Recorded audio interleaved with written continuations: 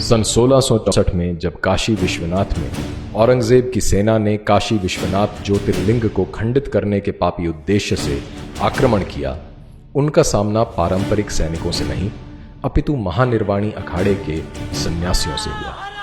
सूर्योदय से लेकर सूर्यास्त तक युद्ध हुआ, भूमि सहस्रार शवों से पट गई और अंततः ज्ञानवापी के युद्ध में सन्यासियों ने एक महान विजय प्राप्त की। ज्ञानवापी के युद्ध में मिली पराजय से तिलमिलाए औरंगजेब ने 5 वर्ष उपरांत विश्वनाथ ज्योतिर्लिंग पर पुनः आक्रमण किया। जब आक्रमण रोकना असंभव हो गया तो शिवलिंग को गले लगाकर महंत ने कुएं में छलांग लगा दी। विश्वनाथ मंदिर का शिखर तोड़कर औरंगजेब ने उस पर ज्ञानवापी मस्जिद का गुंबद बना दिया। तो कौन है ये साधु? भगवा चोला ओढ़े शांत ब्रह्मचारी, या फिर जटा लहराते भस्म धूसरित उग्र कदम ताल करते हुए नागा? क्या वो घर छोड़ वैरागी है जो पारलौकिक सुख की कामना में भटकता रहता है, या वो जो आंतरिक कलह या बाह्य आक्रांताओं से झटपटाते हुए समाज को दिशा देता है? आइए इतिहास पे एक दृष्टि डालते हैं। 1323 में मोहम्मद बिन तुगलक के निरंतर आक्रमण से दक्षिण के काकतिया और कांपिली राज्य बिखर गए थे। मठ मंदिर खंडित कर दिए गए थे और आम जनमानस में असुरक्षा का भाव व्याप्त हो गया था। जबरन धर्मांतरण साधारण बात बन गई। काकतिया राज्य के पूर्व मंत्री हरिहर और बुक्का राय को जबरन इस्लाम कबूल करवाकर उसी क्षेत्र के जागीरदार के रूप में नियुक्त किया गया। ऐसी अराजकता को समाप्त करने के लिए क्या करना यथोचित था? एक धर्मपरायण राज की स्थापना करना, परंतु कैसे? स्वामी विद्यारण्य का आध्यात्म बल ही था कि उन्होंने हरिहर और बुक्का राय को हिंदू धर्म में पुनः दीक्षित कर विजयनगर साम्राज्य की स्थापना की। दोनों भाइयों ने आक्रांताओं को बाहर खदेड़ा और राज्य की सीमाएं सुरक्षित की। स्वामी विद्यारण्य ने सन्यासी होते हुए न केवल नए राज्य को धार्मिक दिशा दी अपितु प्रधानमंत्री का पदभार भी संभाला। और इस प्रकार दक्षिण में विजयनगर इस्लामिक घुसपैठियों के विरुद्ध बांध बनकर उभरा, जो 200 वर्ष तक अपने कुशल प्रशासन, उदारवादी धार्मिक नीति, कूटनीति और अर्थव्यवस्था के कारण समृद्ध रहा। मध्यकाल में इस्लामी विस्तार भारत पर कहर बनकर टूटा। 16वीं शताब्दी में अकबर के शासनकाल में मुसलमान सूफी हिंदू सन्यासियों पर अनायास ही हिंसा पे उतारू थे। इसके परिणाम स्वरूप स्वामी मधुसूदन सरस्वती ने सन्यासियों को आत्मरक्षा में शस्त्र उठाने हेतु काशी में प्रतिज्ञाबद्ध किया। 17वीं शताब्दी की शुरुआत में मराठी सन्यासी स्वामी समर्थ रामदास तीर्थाटन करते हुए इस्लामिक आक्रांताओं के पराधीन भारत की दुर्दशा को प्रत्यक्ष देख रहे थे। जनमानस मरणासन्न हो चुका था। उसकी सामाजिक, राजनैतिक तथा धार्मिक नवचेतना के लिए उसमें पौरुष अभिमंत्रित करना आवश्यक था। पुनः धर्म स्थापना हेतु स्वामी रामदास ने गांव-गांव में हनुमान मंदिरों और अखाड़ों की स्थापना की, जिसमें मराठा योद्धा तैयार हुए। स्वामी रामदास ने शिवाजी को क्षत्रिय धर्म उपदेशित किया तथा स्वयं को छत्रपति घोषित कर हिंदवी स्वराज की स्थापना करने के लिए प्रेरित किया। औरंगजेब के शासनकाल में मुगल आतंक अपने चरम पे पहुंचा, जब गुरु गोविंद सिंह के शिशुपुत्रों को इस्लाम न कबूल करने पर दीवारों में चुनवा दिया गया। उधर लक्ष्मण दास नामक एक राजपूत को अपने हाथों से हुई गर्भवती हिरनी की हत्या के कारण संसार से विरक्ति हुई। योगिक साधना करते हुए इन्होंने कई सिद्धियां प्राप्त की। गुरु गोविंद सिंह जी के आग्रह पर इन्होंने पुनः क्षत्रिय धर्म का वहन किया और सरहिंद को फतह कर साहबजादों की नृशंस हत्या का प्रतिशोध लिया। संसार इन्हें बंदा बहादुर के नाम से जानने लगा।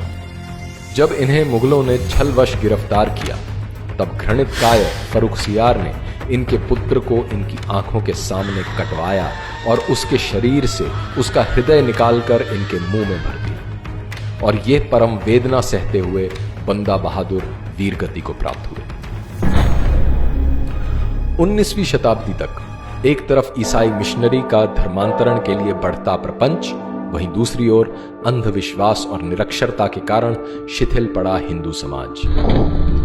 अज्ञान और गरीबी का द्योतक बन चुकी हिंदू सभ्यता को रामकृष्ण के शिष्य विवेकानंद ने वेदांत गर्जना कर ज्ञान, भक्ति और कर्म की परिधि में पुनः परिष्कृत किया, जिसकी गूंज 11 सितंबर 1893 को अमेरिका के विश्व धर्म संसद में सुनाई दी, जहां अन्य प्रतिनिधि अपने धर्म की शक्ति और विशेषता सिद्ध करने में लगे थे, वहां विवेकानंद ने न केवल सहिष्णुता अपितु सार्वभौमिक स्वीकृति की बात कर संपूर्ण विश्व को भारतीय सभ्यता के प्रति मुग्ध कर दिया। रामकृष्ण मिशन की स्थापना कर इन्होंने ऐसे महात्माओं की पीढ़ी तैयार की जिन्होंने वेदांत दर्शन ही नहीं अपितु दरिद्र नारायण की सेवा करने के लिए संन्यास धारण किया। मृत्यु का भय दिखाकर अथवा प्रलोभन देकर धर्म परिवर्तन करने का व्यवसाय भारत में अब पुराना हो चला है। धर्म परिवर्तन के इस कुचक्र को भेदने का कार्य आर्य समाज के शुद्धि आंदोलन से शुरू हुआ, जिसमें प्रलोभनवश ईसाई बने या विवशता में इस्लाम कबूल किए लोगों को पुनः हिंदू धर्म में दीक्षित किया जा रहा था। 3 दिसंबर 1926 को आर्य समाज के स्वामी श्रद्धानंद की दिल्ली स्थित उन्हीं के आवास में जबरन घुसकर अब्दुल रशीद नामक व्यक्ति ने गोली मारकर हत्या कर दी। राष्ट्रीय आंदोलन में प्रमुख भूमिका रखने के बाद भी स्वामी श्रद्धानंद को इसलिए मार दिया गया क्योंकि वे उन मलकान राजपूतों को पुनः हिंदू धर्म में प्रविष्ट करना चाहते थे जो मुगल काल में जबरन मुसलमान हो गए थे। स्वतंत्रता के बाद सेक्युलरवाद की आड़ में धर्मांतरण का यह व्यवसाय चलता रहा और विधर्मियों द्वारा सन्यासियों की निर्मम हत्या नहीं रुकी। यूं तो कंधमाल की जनजातियों का ईसाई धर्मांधों से संघर्ष का इतिहास रहा ही है, परंतु 1968 में स्वामी लक्ष्मणानंद के आने के बाद जनजातियों में यह चेतना पुनः जगी।